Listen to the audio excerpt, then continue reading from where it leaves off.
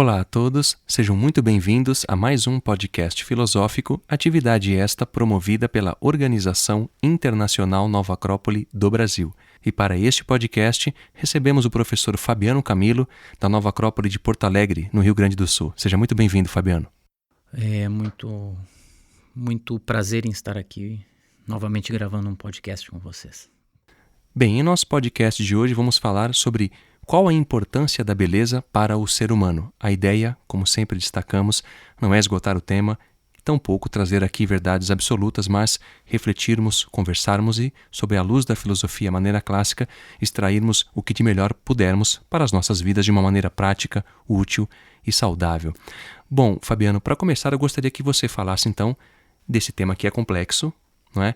Sobre a beleza e qual a importância dela na nossa vida. Sobretudo no mundo que a gente vive hoje, onde há tanta complexidade no entendimento do que é a beleza. É um tema interessantíssimo, vasto, polêmico às vezes, Danilo, porque pelo enfoque filosófico, a beleza ela é um dos aspectos da natureza que são essenciais para a própria compreensão da natureza humana, de quem é o ser humano. Ao que ele se destina, ao que ele propõe como desafios de vida para a sua própria realização. A beleza ela é fundamental. Eu parto sempre de alguns exemplos para que isso fique claro ao ouvinte, que são os exemplos da filosofia, tanto de alguns períodos históricos, tanto o período da Grécia Clássica quanto o período do Renascimento, por exemplo. Para muitos, alguns críticos mesmo da história acreditam que a beleza aí passa a ser um resgate de algo, de pessoas que de alguma maneira estavam um tanto desocupadas ou já chegaram a um tal grau de satisfação material que utilizam a beleza simplesmente como um bálsamo para os olhos ou apreciar algo que não tem um valor em si, porém tem um valor na sua forma, na sua estética, como também a beleza é vista muito hoje. Porém, a beleza ela é um aspecto fundamental. Tanto na Grécia Clássica como no Renascimento, a beleza ela trata do aspecto estético, que também é mal interpretado hoje, que ele só existe, tem sentido se ele for reflexo do ethos, do valor interno das coisas. Ou seja, as coisas, o ser humano e tudo na natureza possui um valor em si. Esse valor é o que nós conhecemos como virtudes. Esses valores que estão presentes no ser humano são virtudes. E a beleza, ela expressa, de alguma forma, o melhor do ser humano. Por quê? Porque a beleza é harmonia, proporção, a beleza também é ritmo.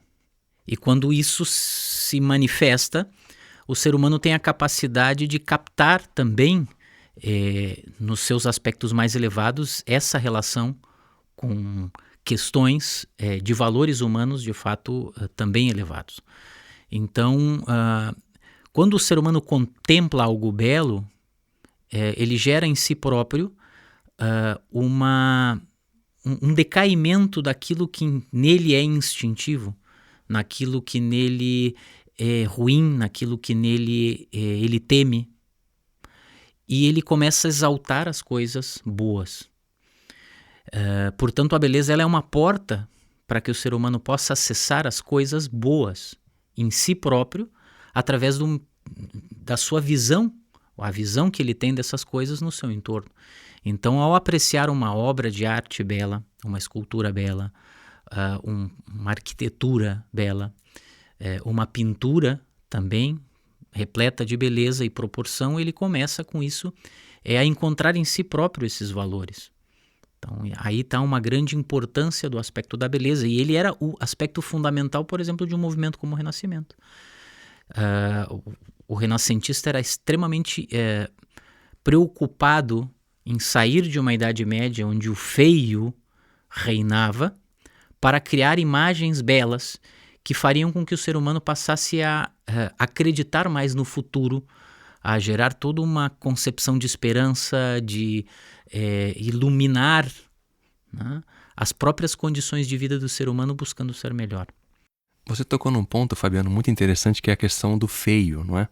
E é curioso como qualquer um de nós, quando a gente vai na casa de uma pessoa visitá-la, é perceptível, eu pelo menos observo isso inúmeras vezes, que todas as pessoas que nos recebem procuram organizar bem a sua mesa, servir um bom café, um bom chá e deixar a casa razoavelmente estética para receber-nos. Sim. Não é? Isso é curioso porque denota que as pessoas, embora possam não saber o que significa isso, é um aspecto da beleza e da estética. E você falou do feio, não é? Esse feio, a feiura, isso faz mal para o ser humano e é ruim, então, o ser humano ele conviver muito tempo com aquilo que é feio. E o que seria o feio? Porque isso parece uma questão subjetiva e não é. Exato, muito se fala dessa subjetividade, né? Porque a beleza muitas vezes entra na seara dos gostos, né? Isso me agrada e para mim isso é bonito. Isso não me agrada, então para mim isso é feio. O que tem buscado as grandes imagens clássicas e as grandes referências é trabalhar justamente com uma imagem que se torna, ou seja, que reflete a essência do próprio ser humano enquanto beleza. Então, aí há certos padrões. A natureza, desde a estrutura de um átomo, as estruturas das proporções em que se manifesta a natureza nos seus aspectos animais, vegetais, minerais, ou seja, há uma estrutura que segue certos padrões em tudo, na vida e no ser humano, que nos remetem a esse sentimento profundo também de estabilidade, de harmonia, de proporção. E é isso que se faz quando nós arrumamos uma casa, quando nós buscamos, de alguma forma também, encontrar padrões estéticos na nossa própria forma de ser, de vestir. E não é uma questão de conflito, nem de buscar conflito, mas de buscar uma expressão interna daquilo que em si reflete algo belo. Então, há padrões sim, de beleza que tendem a manifestar isso que na natureza é uma expressão de beleza. Então, o feio é uma desordem, é uma falta de proporção, é uma falta de ordem, é uma falta de harmonia, né? É uma falta de conexão, é uma falta de entendimento. E ele também ocorre. E ocorre dentro daquele desafio que o homem tem de buscar o belo. E muitas vezes essa forma do belo, ela carrega em si muitos símbolos. Tanto na Grécia Clássica como no Renascimento, existiu um frenesi social quando as imagens dos nus começam a aparecer, né? E o quanto isso era feio para alguns padrões, né? E tanto os renascentistas quanto os clássicos trazem isso não como algo feio, porque a forma com que Deus teria feito o homem, na sua própria natureza, está relacionado a uma manifestação de um valor também, que é a pureza. Então, a pureza é bela. Então, Vênus, quando é apresentada desnuda, ela representa o amor, porque o amor é o que há de sentimento mais puro no ser humano. Então, isso não tem nada de feio. Ou seja, não é o nu sensual ou sexual, e sim o nu da pureza e da manifestação de um arquétipo de beleza.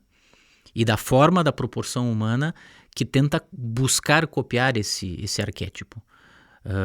Junto com todas essas formas de expressão no Renascimento, por exemplo, surge uma reedição do Homem de Vitrúvio de Leonardo, que também é uma proporção de um nu, que apresenta as proporções no próprio ser humano, se integrando à natureza. Então, quer dizer, não há feio aí. Há uma dificuldade de compreender e de conectar as coisas. Eu acredito que o ser humano, quando conecta um entendimento próprio, de si próprio, e como ele pode se encaixar dentro de uma relação natural com todas as coisas que o cercam, ele vai encontrar padrões de beleza em tudo. E é curioso, quando você falava isso, eu pensei que quando eu era jovem, quando eu era criança, né, eu ia fazer algo de ruim, e a mãe falava, não faça isso porque isso é feio.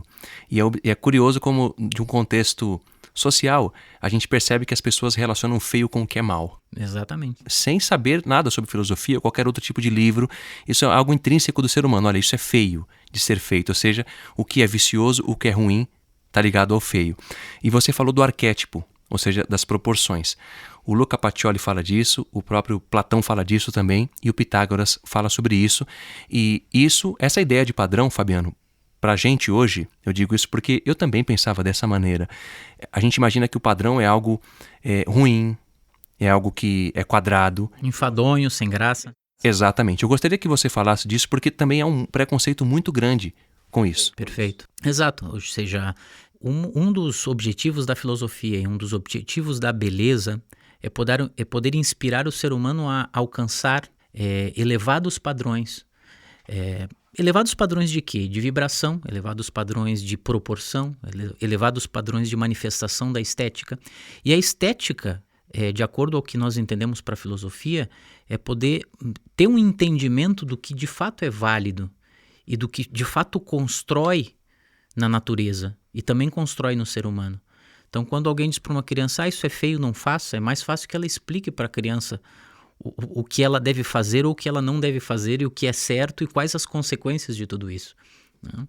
Então, muitas vezes eu acho que na nossa educação faltou explicar muitas dessas coisas.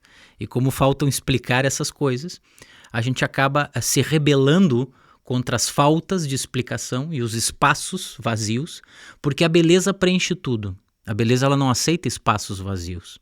Ela não aceita aqui tem mais, aqui tem menos. Ela gera uma harmonia com o todo quando ela se manifesta. E internamente ela se reflete nisso também. Nós vamos nos sentindo preenchidos, seguros, felizes e iluminados internamente. Então há uma conexão com o belo, é uma experiência, né? É uma experiência de muito valor filosófico e que hoje seria fundamental que tivéssemos, tendo em vista tantas coisas ruins, feias e desarmônicas que nos são apresentadas, né? Ou seja, a gente vê a mídia, a comunicação, dando tanto valor a tudo aquilo que não é bem feito, tudo aquilo que não vale, tudo aquilo que é violento, tudo aquilo que nos impressiona e nos deixa mal sentimentalmente, emocionalmente, e esquece de lançar as coisas que são positivas, verdadeiras e belas. Porque foi assim, por exemplo, que o Renascimento consegue suplantar um período de Idade Média onde as pessoas viviam de uma maneira extremamente feia, né? Que são como aquelas cenas de filmes medievais que a gente vê as pessoas todas sujas, convivendo em ruas que são praticamente inóspitas, inabitáveis, né? Sujas, com seus excrementos e convivendo com tudo isso, com doenças, com pestes que dizimavam metade da Europa, cadáveres estendidos pelo chão. E aí a gente pensa, tá, mas por que criar daí imagens belas, pinturas, esculturas e arquiteturas belas? Por quê? E isso sabiam os grandes sábios e filósofos que isso era fundamental, porque a partir daí se estabelecia um outro critério e uma abertura para que as pessoas pudessem pensar de uma maneira mais elevada e viver sentimentos mais elevados também. E dentre eles está a esperança, né? A esperança ela só existe quando nós encontramos esse padrão de manifestação de beleza que está dentro do ser humano. E a gente enxerga isso dentro e fora e começa a fazer essas relações, né? Bom, a pergunta aqui é bem objetiva, né, Fabiano, que eu vou te fazer agora em relação à questão da beleza. Ou seja, faz falta beleza no mundo ou falta proporção? E por que isso pode gerar tanto... o que isso pode gerar para o ser humano? Ou seja, a ausência desses elementos, da beleza, da proporção, enfim, o que isso pode acarretar para o ser humano? Eu, dentro da minha experiência, né, de muitos anos dando aulas de filosofia, buscando mostrar às pessoas o que significa uma forma de vida filosófica, eu vejo que falta, sem dúvida, ou seja, de que essa maneira de viver caótica dos tempos de hoje nos afasta dos arquétipos de beleza. Nos afasta desses arquétipos de beleza, nos gera uma falta, uma desesperança cada vez maior, e isso nos gera insatisfação e tristeza.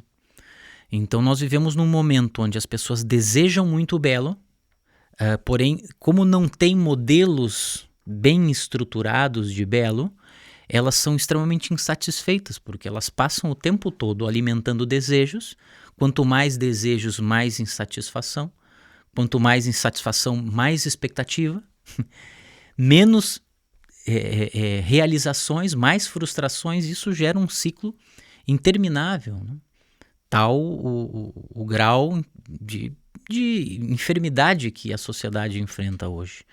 Epidemias de depressão, epidemias de uma falta, de uma desesperança, conflitos ideológicos, políticos, etc. Ou seja, por que não buscar a proporção e a harmonia que a beleza encerra em si e poderia nos oferecer como solução para ou abrir as portas para que nós pudéssemos buscar uma outra forma de vida?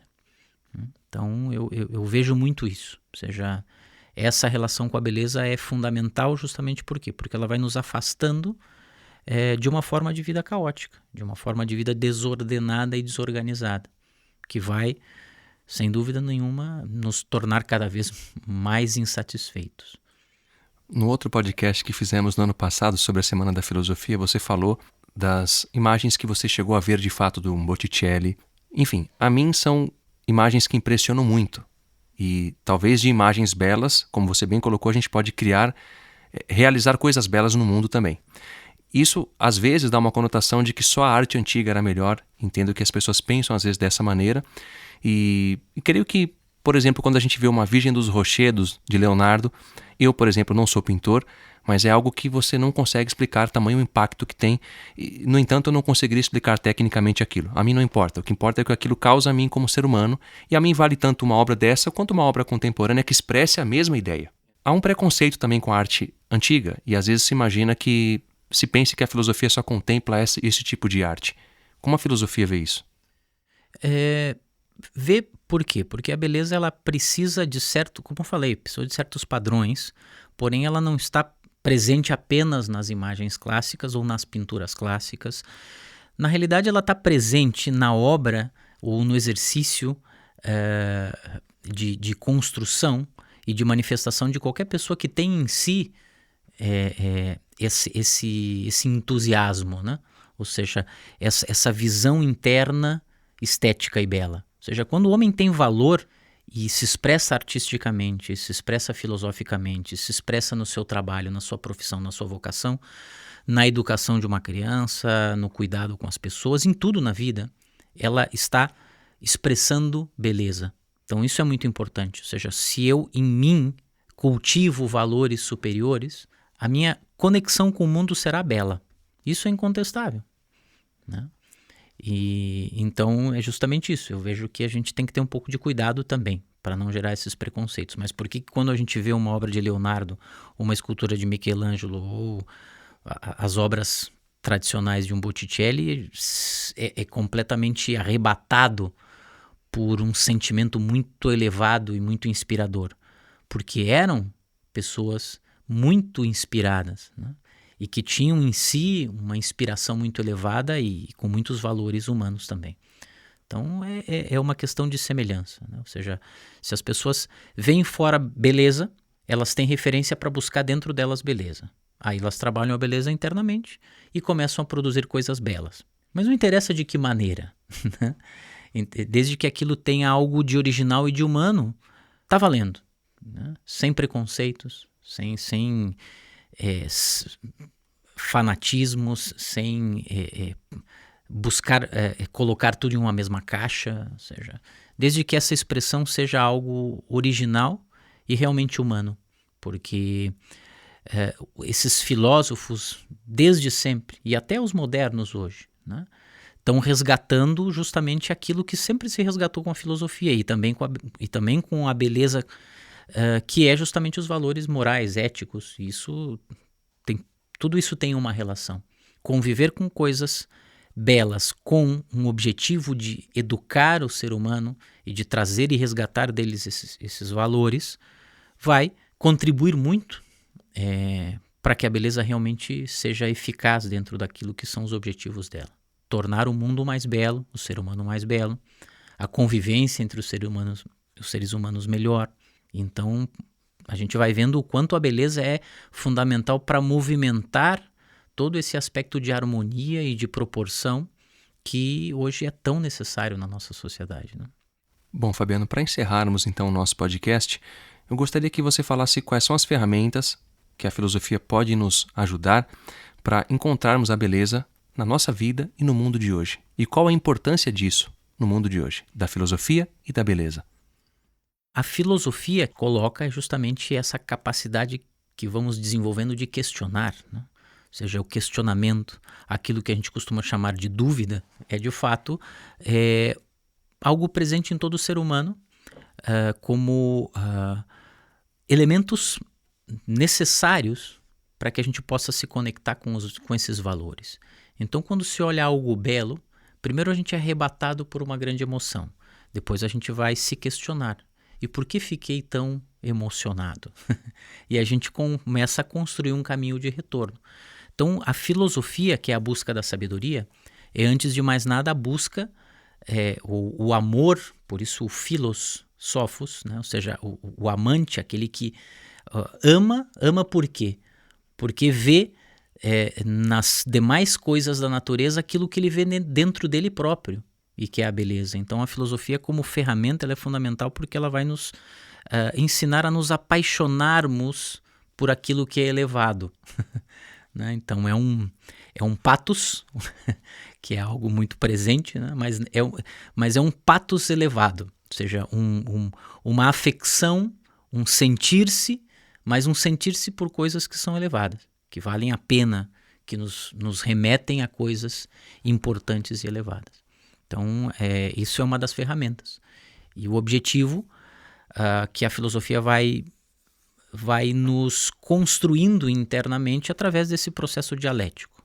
Ou seja, eu encontro em mim as próprias respostas através do que eu observo na natureza e nas pessoas, nos grandes sábios da história e tudo aquilo que eu posso buscar como inspiração. Né? Então, a filosofia é a manifestação constante da beleza, né? Então, é um